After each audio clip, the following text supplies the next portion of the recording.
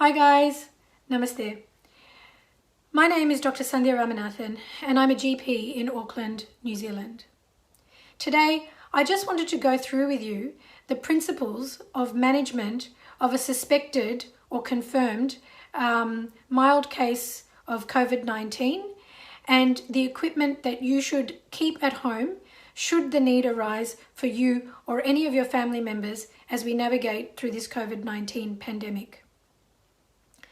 Now, the first most important piece of equipment that you can get, particularly if you're living in a city where access to hospital level care is difficult, and is a simple medical device called a pulse oximeter. This pulse oximeter is widely available and it's relatively affordable. Now this device, when you use it to monitor the oxygen saturation levels in your blood every day as you are fighting the infection, will go a long way in providing reassurance that you are okay to be managed at home and you don't need to go to hospital. So I'll just show you how to use this device. You just switch it on. Okay, it normally has some batteries that it comes with that you put in the back. Then you just slot your index finger into the oximeter and it shines a light and determines what the oxygen saturation level is at the moment in your blood. And it looks like mine is not doing too bad at the moment. It's 100% and the number below is my pulse rate. Okay, so this is a very important device that you can invest in to make sure that your family stays safe. The normal range is between 95 and 100. If your oxygen saturation is falling below 93, and if it's associated with shortness of breath, it is an indication as well that you definitely need to get some urgent medical advice. Now, the first principle of management of this condition at home is priming your immune system. Now, our immune system is our first port of defense in fighting any infection, and COVID-19 is no different. So it's very important that we have a good diet that is rich in real food, colourful vegetables and fruit, and minimize any junk processed foods and alcohol or fizzy drinks, etc.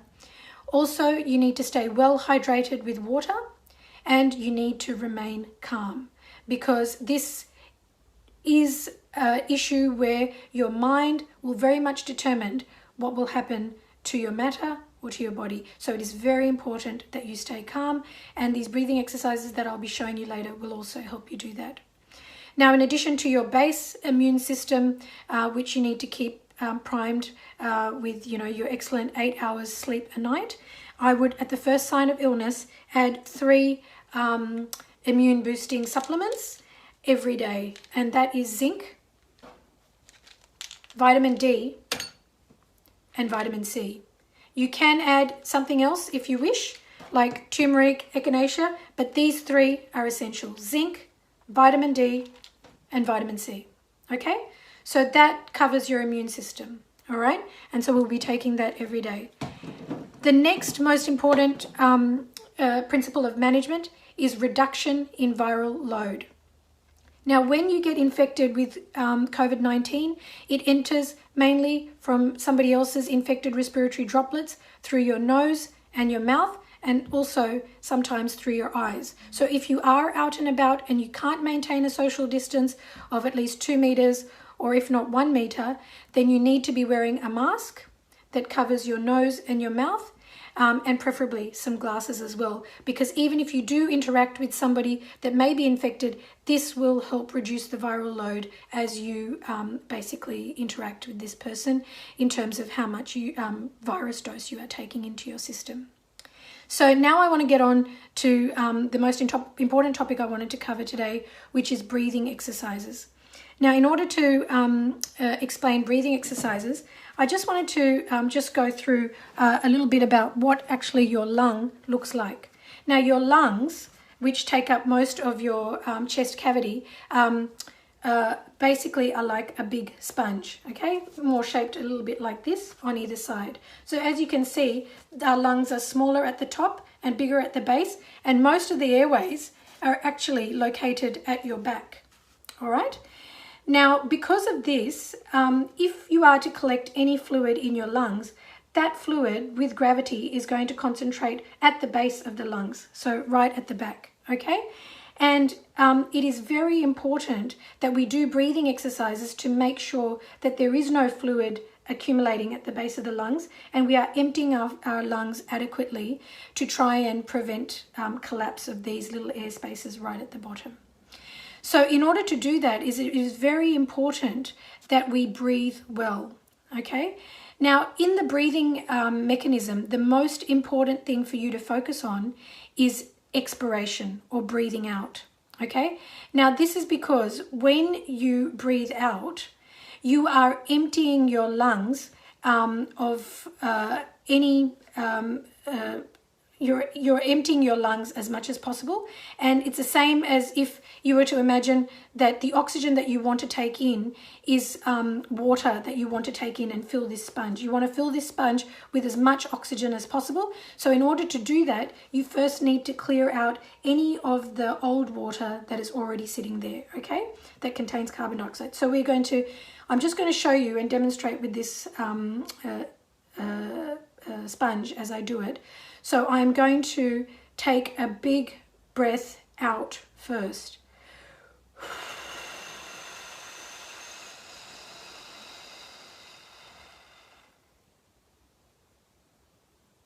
I'm going to hold it there.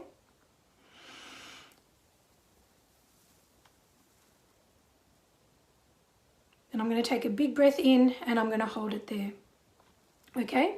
Now, this is a very important thing to remember and to practice. When you are doing something such as box breathing, which is breathing all the way out for 3 seconds, hold. Imagine that you're drawing a box. As you're breathing out, 1, 2, 3, hold. You draw the line up. Then breathe in, 1, 2, 3, hold. You draw the line down. Okay, so this is a very important thing for you to practice when you are well. Now, when you are sick, it is very important that you do some exercises that will help maintain the space, those little sacs at the bottom of your lungs, and keep them open and patent and not collapsing down with fluid. Okay, so I have a very good exercise which was given to me by the very clever anaesthetist mum of one of my classmates. Her name is Dr. Gracie Ong, and she is in Malaysia, and she's given this great tip of blowing balloons, which is a method of simulating what they do with a ventilator and opening up your airways as much as possible. And I have done this on somebody I've treated for COVID, and despite being an ex-smoker and having had a history of pulmonary TB in the past, they've managed, while being sick with COVID, to hit saturation levels of 100 with the benefit of these balloon exercises. So I'm just going to demonstrate what I want you to do. Okay, so I want you to take the balloon and try and blow up the balloon over a period of, say, about 3 breaths, okay?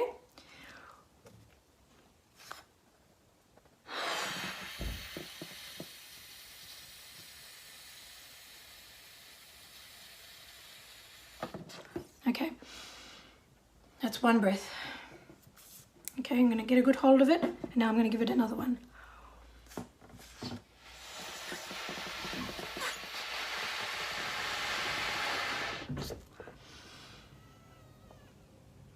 And 1 more.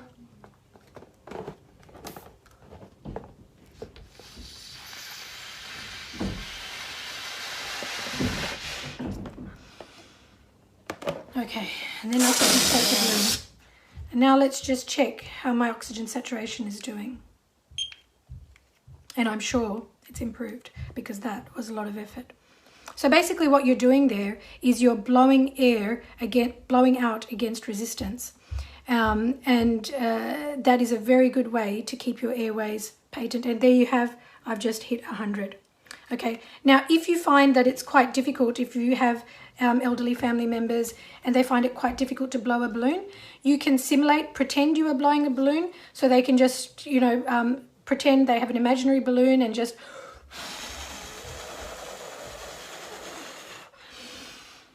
and breathe in like that, But another simple exercise is using our straw and a glass of water is to blow bubbles into that glass of water is another way to more gently create resistance, okay? So we will be doing this.